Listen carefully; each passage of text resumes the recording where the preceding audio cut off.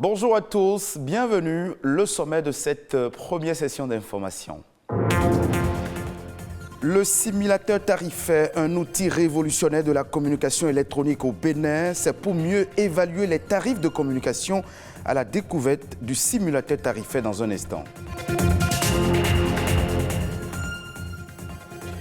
Plus d'une espèce animale et végétale sur 3 est aujourd'hui menacée de disparition. Pour les spécialistes, leur protection est nécessaire pour ralentir leur diminution autour du globe. Détail dans cette édition.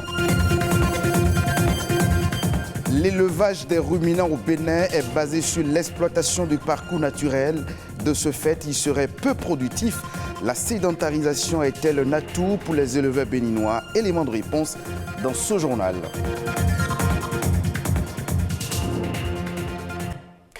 On démarre par cet outil révolutionnaire de la communication électronique au Bénin. Il s'agit du simulateur tarifaire, un outil qui permet aux consommateurs de faire une évaluation du budget alloué aux services de communication électronique en fonction des offres commerciales des opérateurs. Rodrigue Babawito et Monique Toron nous le présentent. Suivons ensemble. Les services de communication électronique ne sont pas des biens ordinaires où le choix est aussi aisé qu'on pourrait faire le choix d'un bien ordinaire juste en connaissant son prix. Cette particularité du marché des télécoms est la raison de la mise en place de ce portail web, la plateforme du simulateur tarifaire. Le simulateur tarifaire, c'est une réponse à toute l'information qu'il faut apporter à un usager des services de communication électronique pour pouvoir choisir. Vous avez votre ordinateur, vous tapez le lien https simulateur.bj et vous avez accès à une plateforme où vous avez toutes les informations concernant les produits et offres des opérateurs. Vous l'avez également à travers une application mobile que vous pouvez télécharger sur Play Store. Le simulateur tarifaire fait son apparition pour assurer une meilleure protection des utilisateurs des communications électroniques. Ce responsable d'une association de consommateurs en apprécie son fonctionnement. Je suis basé à Boubé-Calavi par exemple. Je prends le débit que je veux, d'accord? Je choisis n'importe quoi. Je vais simuler pour voir ce que ça va me générer comme information. Vous voyez la même offre que j'ai choisie, identifiée, selon les opérateurs, quelqu'un a 26 060 francs, et l'autre a 25 000, et l'autre a 27 000. D'accord. Je fais mon choix. Si, selon ma bourse, je n'ai que 25 000, je fais mon choix sur les 25 000. Maintenant, après l'utilisation, je verrai si vraiment j'ai le débit requis. Pour lui, c'est un outil de régulation longtemps recherché. Sa présence fait naître des obligations. Le simulateur, indirectement, fait pression sur les opérateurs pour le respect de leurs obligations. Ils ont l'obligation d'être transparents dans les offres. Vous me dites par exemple qu'avec 100 francs, je peux communiquer pendant 2 minutes, alors que je mets l'appel et ça bute. Si la qualité est impactée, ça veut dire que le coût n'accompagne pas. Cette innovation béninoise est une première dans la sous-région. Le simulateur tarifaire ne signifie pas la fin de la veille du consommateur. Il faut rester vigilant et adresser ses plaintes en cas de préjudice subi. Venons-en maintenant à la menace qui pèse au quotidien sur les espèces animales et végétales. C'est une évidence aujourd'hui que la faune et la flore sont indispensables à l'équilibre de la nature et au bien-être.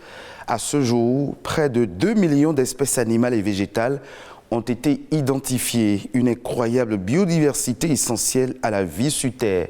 Or, selon certaines études, plus d'une espèce sur 3 est aujourd'hui menacée de disparition. Amadina Niambosso.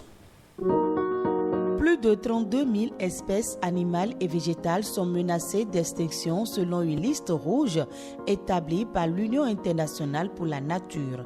Les populations de mammifères, d'oiseaux, de poissons, d'amphibiens et de reptiles ont connu un déclin catastrophique depuis 1970.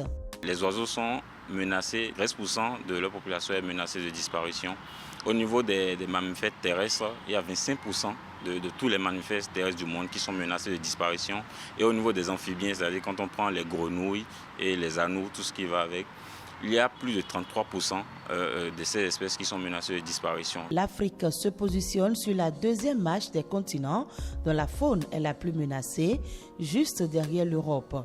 Des espèces qui faisaient autrefois sa fierté ont totalement disparu. Nous avons déjà perdu, par exemple, 2 espèces de singes, le chimpanzé, le magabé couronné. Nous avons également perdu, dans les écosystèmes savanicoles, nous avons perdu l'autruche, nous avons perdu également la girafe. Les animaux emblématiques tels que le lion, le chat sauvage, le lycaon pictus, sont des espèces qui ont perdu énormément dans leur distribution géographique antérieure. Au premier rang des menaces qui pèsent sur l'écosystème à l'échelle mondiale, les activités humaines. Nous voulons satisfaire nos propres besoins, que ce soit nos vêtements, les gens qui tuent les serpents pour faire des habits ou des chaussures, les gens qui tuent les pangolins pour des utilisations médico-magiques. On voit par exemple au niveau de la Covid que plus nous allons dégrader les habitats animaux et plus nous allons nous rapprocher de ces animaux, nous allons être en contact de ces pathologies que regorgent ces animaux. Il y a également, il faut le reconnaître, les catastrophes naturelles qui détruisent également localement ou globalement des écosystèmes animaux. L'avenir de la planète et de l'humanité dépend de la biodiversité. Il est encore possible d'agir pour inverser la tendance. La protection des espèces menacées doit devenir un peu, disons, un engagement pour chaque citoyen pour dénoncer les auteurs qui font le commerce illicite de la faune sauvage. C'est déjà de prendre conscience de leur importance au niveau de nos écosystèmes. Il faut que chacun, à son niveau, commence déjà par se sensibiliser et sensibiliser sa propre famille. Le rôle de chacun est à encourager dans cette lutte contre la montre, je dirais, parce que l'utilisation que nous faisons des ressources naturelles aujourd'hui ne permet pas leur durabilité. Il faut vraiment que nous changeons nos moyens de gestion de ces ressources afin de les rendre durables. Les chiffres parlent d'eux-mêmes et pourtant, la vie sauvage se meurt dans l'indifférence. Les scientifiques affirment que nous sommes très proches de la prochaine extinction de masse. L'homme est le dernier maillon des écosystèmes. Il doit être protecteur de la vie et ne pas l'endommager. On reste dans l'écosystème de la faune et de la flore. Le Bénin dispose depuis quelques mois d'un haut commissariat à la sédentarisation des éleveurs. Une décision pour mettre fin aux dégâts occasionnés par les cultures, par les ruminants. Le haut commissariat a en particulier en charge de moderniser les systèmes d'élevage, de définir et mettre en place la politique de sédentarisation des éleveurs. Marcel Louis Nator, enseignant-chercheur à la faculté des sciences agronomiques de l'université d'Abomey-Calavi, nous édifie. Sédentariser les éleveurs vient du constat que la mobilité, ça veut dire la mobilité des troupeaux béninois du nord au centre et au sud, et aussi l'arrivée des transhumants venant d'autres pays crée beaucoup de conflits. Conflits liés à la concurrence autour des ressources, notamment l'eau et les fourrages. Je ne vois que des avantages. Ça permettra d'abord un meilleur suivi des animaux du point de vue alimentaire, santé, parce qu'on sait où ils sont et on peut connaître leur effectif, on peut mieux les suivre. Et l'avantage aussi, si c'est une famille, dans cette mobilité, il y a la perturbation de la scolarisation des enfants qui peut être réglée. Il y a aussi des problèmes de santé et aussi la participation à la vie citoyenne où dans la mobilité, les gens échappent à beaucoup d'actions. Quand on parle de sédentarisation, il y a des actions complètes. Il y a des actions concrètes. La toute première, c'est à travers le projet PROCER, où sur une surface de 1000 hectares, nous allons expérimenter quelque chose autour de 50 éleveurs qui serait un modèle. Le même modèle qui est là-bas à Gogounou sera dupliqué dans 42 autres communes et avec ça, on pourrait passer à une généralisation. L'espace, le Bénin en a. Parce que quand on sédentarise les gens, on peut améliorer les cultures, destiné à les nourrir.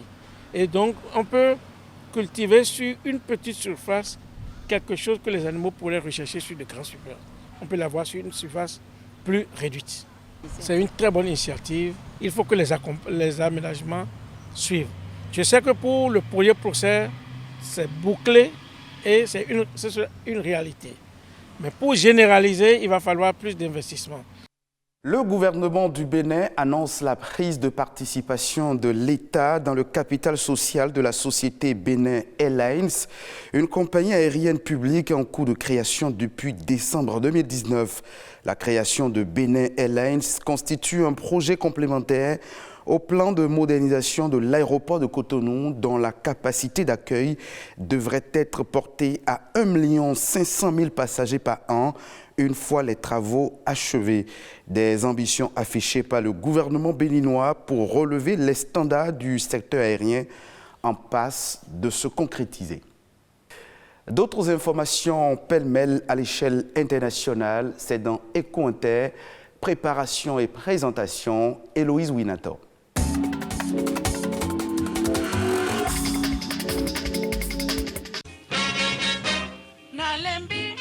L'Afrique à l'honneur à l'UNESCO.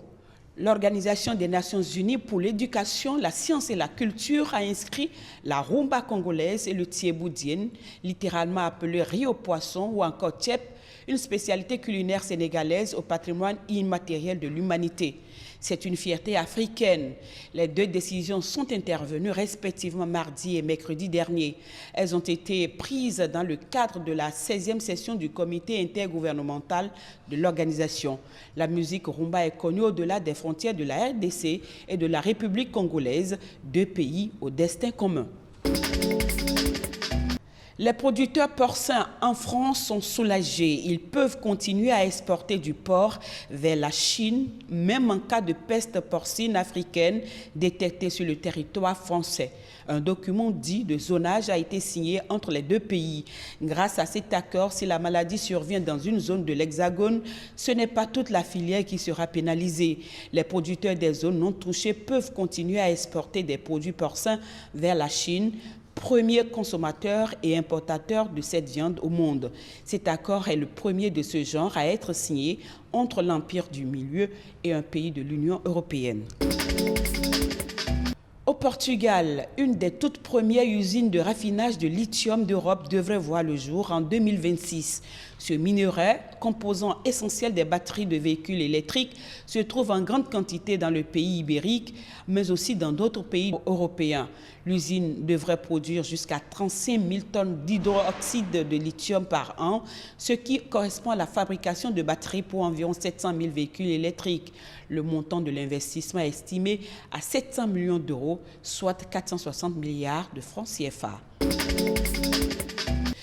Et puis enfin, tempête, inondation, incendie et tout récemment la trentaine de tornades aux États-Unis. Les catastrophes naturelles ont été nombreuses cette année. Au-delà des bilans humains parfois lourds, ces événements ont provoqué des dégâts matériels très importants. Ils ont été évalués à plus de 250 milliards de dollars, soit 145 000 milliards de francs CFA. Et cela représente en effet une hausse de 24% par rapport à l'année dernière. Ces phénomènes sont dus au changement climatique, d'où un intérêt croissant pour la prévention. Des actions drastiques et immédiates doivent être menées pour réduire les émissions de gaz à effet de serre.